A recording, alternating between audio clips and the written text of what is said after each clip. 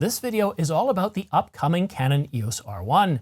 News sources claim that the R1 will be the new sensor king, that it will have a focus on 8K video production. And if you recall, previous sources close to Canon had stated that the Canon EOS R1 will be the master of everything. So does this mean that the Canon EOS R1 will be capable of 10K or even 12K oversampled 8K on a sensor that's at least 60 megapixels? Details coming up. But first, I encourage you to subscribe and choose all notifications so you're kept informed on the latest camera gear, news, and rumors, especially concerning the Canon EOS R1. Canon Rumors posted an update on the Canon EOS R1 this morning with the expected R1 announcement, camera availability, and high-level capabilities. First, let's tackle the ever-changing timeline. Previous rumors had stated that the Canon EOS R1 was going to be announced in late 2022, in the September-October timeframe. Then, well, that was pushed into 2023, but stating that we might get some sort of development announcement. Well, that got changed, and now what we're looking at, or what previous rumors were saying, is that it's going to be announced sometime in late 2023, and that's what Canon Rumors are saying right now. The R1 is still scheduled for late 2023, but here's the nice thing. We're supposed to start getting teased about the Canon EOS R1 in spring, and that means, well, sometime around March.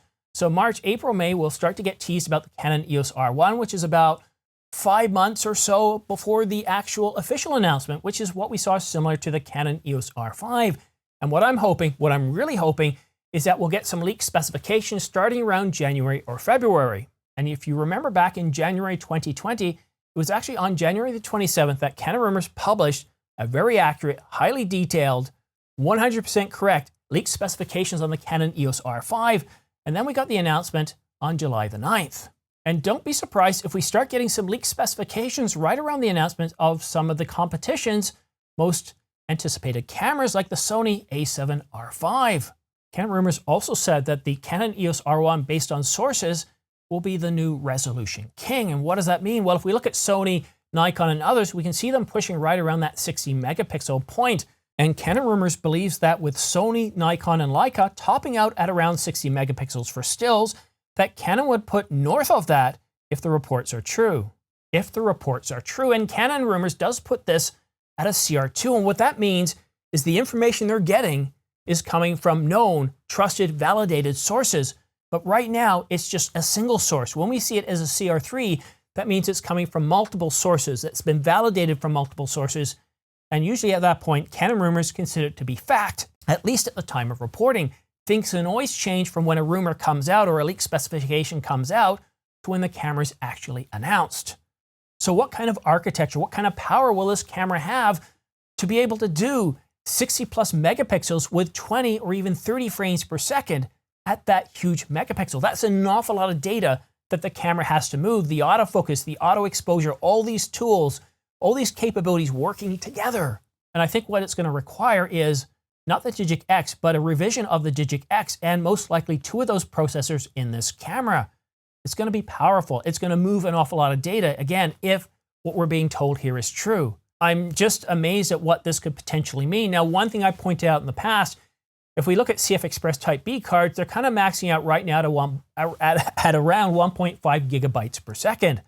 1.5 gigabytes per second. So if you're going to shoot 20 frames per second, let alone 30 frames per second at 60 megapixels, and that's assuming the low end it's going to be 60 megapixels, that's going to shoot well past that 1.5 gigabyte amount.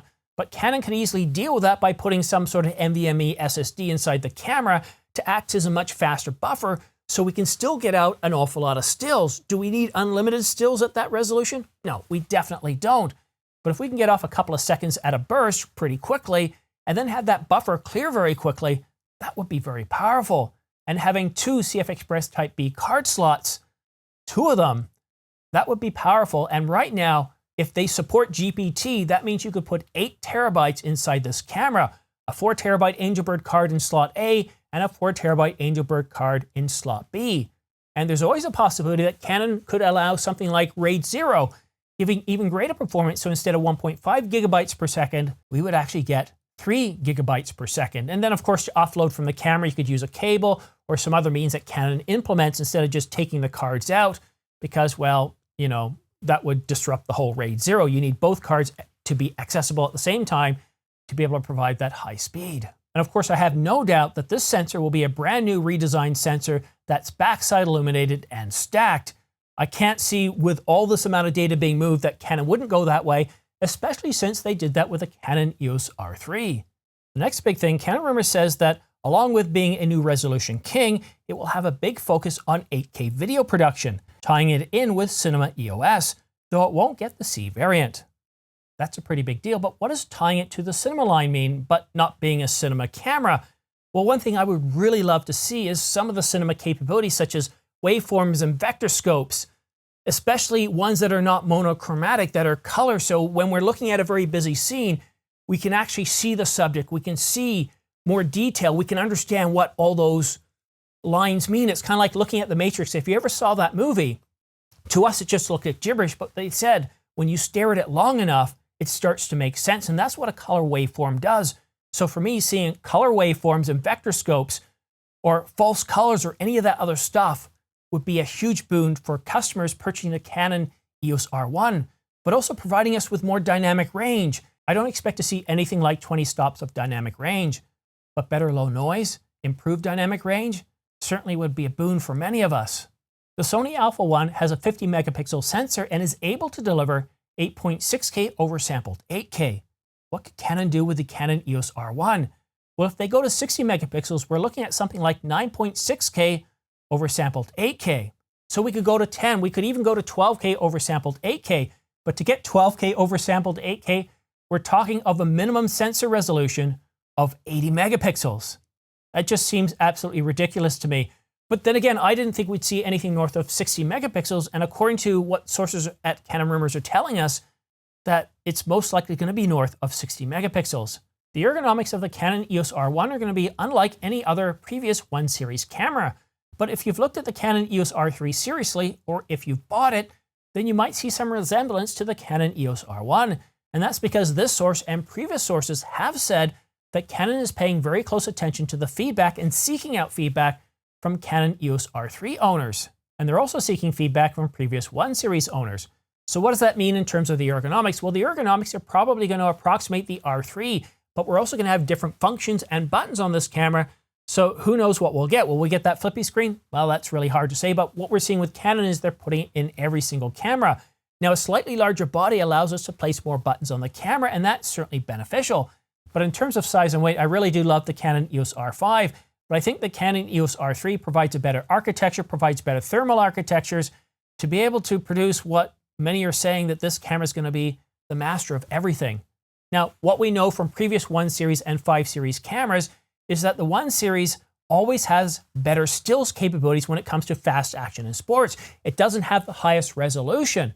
And when it comes to video, it always does beat every other stills hybrid camera beneath the 1 series, including the 5 series. It always has a better resolution for the video, better frame rates, and more options and codecs. So with a Canon EOS R1, I think we could potentially see Apple ProRes. They're going to look at Nikon Z9 as well as their legal fight with Red and maybe say, hey, let's take a chance at this as well. Let's put Apple ProRes in this camera. This latest update from Canon Rumors doesn't say a whole lot, but what it does say is that it's reaching for the stars. It's going back to previous rumors, tying them all together and saying that, yeah, this is the master of everything. It will be the new sensor king, but it's not just focused on stills. What looks to be new with this new 1 series camera, the R1, is that Canon's very serious about making video a primary capability of this camera for people that want video as well as stills. And I think that's a first for a 1 series camera. It's always delivered very good video, but it's never been a leader in video. I think what Canon is finally starting to see is that many of us buy their stills hybrid cameras because we like the interchangeable lenses, the lower prices, and the options, and the ability to have a world-class stills camera at the same time, that we're not pulled into cameras like the Canon R5C in the whole cinema world. The Canon EOS R1, if this rumor is to be believed, and it is coming from validated known sources from Canon Rumors to get that CR2, and Canon Rumors has a very good track record, then I'm starting to get very excited about this camera. My only fear is price. The Nikon Z9 sells for $5,500. The 1DX Mark III, $6,500. The Sony Alpha 1, $6,500. And if you buy that extended battery pack, that pushes the prices up to $6,800. So what will a Canon EOS R1 cost? I don't think we're going to see anything crazy like $10,000, $9,000, or even $8,000.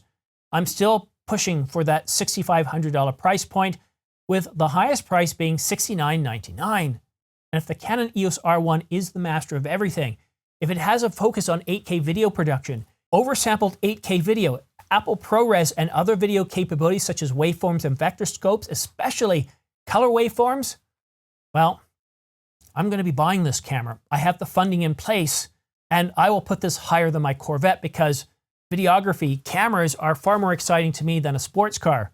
Although, having a new Corvette C8 as a high-performance vehicle to match my camera gear will get me to my shooting locations much quicker. What do you think about this camera, the Canon EOS R1? Is it interesting enough for you to want to purchase it? Is it out of your price reach, but looking so very good for one of those 3-year purchase plans? Let me know what you think about the Canon EOS R1 in the comment section down below. And Mark, I'm really curious to know what you think. Is this one of those I told you so moment? What do you think the final megapixel rate for this sensor is going to be? Will it be 50, 55, or 60? Or will it go way north of 60 megapixels and do something like 70, 75, or even 80? Let me know in the comment section down below. And if you want to stay up to date on the latest camera news and rumors, go ahead and click that subscribe button, but please make sure you choose all notifications. By choosing all notifications, as soon as I publish a new video like this one here, you'll get notified by YouTube so you can stay up to date on the latest camera news and rumors. But that's it for now. Thank you so much for watching. We'll see you again soon.